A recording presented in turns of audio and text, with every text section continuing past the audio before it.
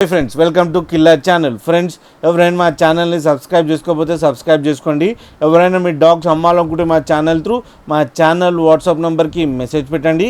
Friends, ఇవాళ మీకోసం ల్యాబ్రాడర్ male పప్పి తీసుకురావడం జరిగింది. ఇది నెల్లూరులో అవైలబిలిటీలో ఉంది. అండ్ దీని ఓనర్ ఏం చెప్పారంటే ఇది 32 days బేబీ అని చెప్పడం జరిగింది.